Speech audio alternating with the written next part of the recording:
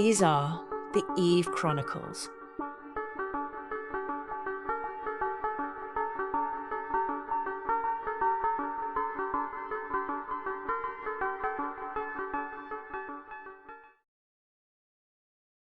The neural implant in Tiny's brain registered increased stress signals. He was running out of time. What should have been a run-of-the-mill mission was turning into a fiasco. How many times had he shuttled Tonic 12 to his buddy Carlo? At least a dozen times. And never a hitch. But now he was running late, very late. All because of those bloody cops for raiding his usual pickup place. He had to go all the way into the great wildlands to fetch the precious substance, and his delivery window was only half an hour away. Not to mention, he was without his escort buddies. The bloody fools had gone on a mercenary mission in the outer regions somewhere.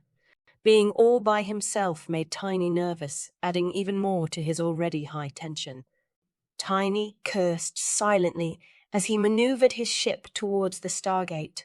He waited impatiently while the control station processed his jump request. He contemplated taking his chance of going through the Douane system to make up some lost time, but decided against it. It was too risky. The Decon-Cheruvale route was a detour, but more or less safe from any prying eyes.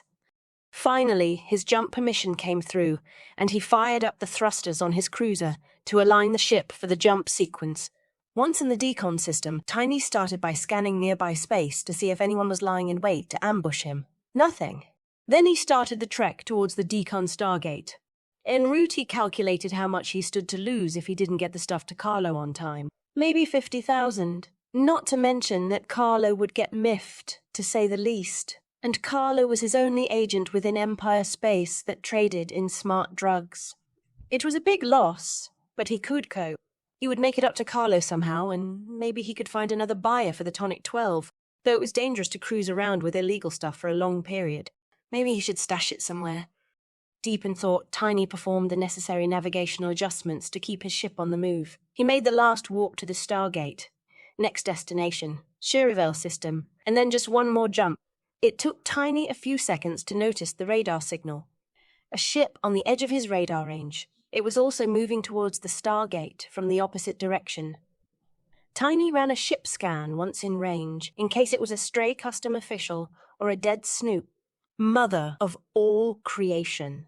It was Adira Hubby, the Amerian scumbag that pod-killed him a few weeks back. Tiny shook with glee. He'd been looking for Harvey ever since that incident. How fortunate to find him here, all by himself. Suddenly, Harvey's cruiser veered off course. Obviously, he had spotted Tiny. What a coward, Tiny thought. Hubby set the course for Decon 4 and warped away before Tiny was in warp scrambler range. Tiny was about to warp after Hubby when he remembered his Tonic 12 cargo and Carlo. Bugger that, he thought, turning away from the Stargate to Cheruvale and prepared for a warp to Decon 4.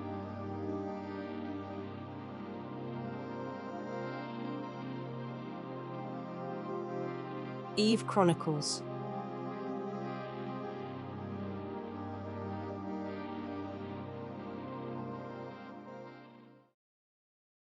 Captain Ieri Schvick steered her small frigate into another loop, patiently waiting for the miner to disembark from Eternity 2 station, a small blip on the edge of her radar. This particular miner promised some good yield, judging by his track record. He had great standings with the corporations around here, all the better for refining, and he was a fast and efficient miner. At last, the bronze-colored Navitas-class frigate slid out of the station. The miner adjusted the course of his set, aligning it towards the asteroid belt between Eternity 2 and Eternity 3. Few seconds later, his warp drive kicked in, and in a heartbeat, he had disappeared in a bluish flash. Heavy counted to 30 before activating her own warp drive. No need to get the miner paranoid by getting too close on his tail. Once in the asteroid belt, Vic quickly assessed the situation. She picked up the signal emanating from the tracking bug on the miner a few 100 kilometers off and adjusted her course accordingly. Once within scanning range, she matched her speed to that of the miner.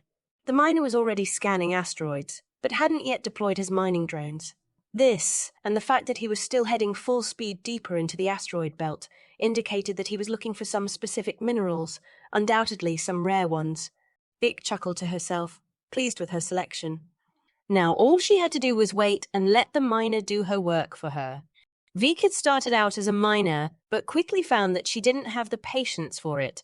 But before she quit, she'd established some pretty good contacts in the mining industry and was able to offload minerals at good prices. So it was natural that instead of becoming a mercenary for hire or a pirate chasing freighters, she would focus on miners, preying on them in isolated areas, and loot their minerals. It didn't take all that much combat skill as long as one refrained from attacking groups of miners. And there were always a lot of lone miners in the outer regions dreaming of striking gold with no one to share with. Vic was happy to oblige. The miners didn't have to share with her. She'd take it all. Vic's console beeped, dragging her from her reverie. The miner was deploying his drones. Vic stretched in her cocoon, setting the ship on standby, preparing it to haul in the load of the day.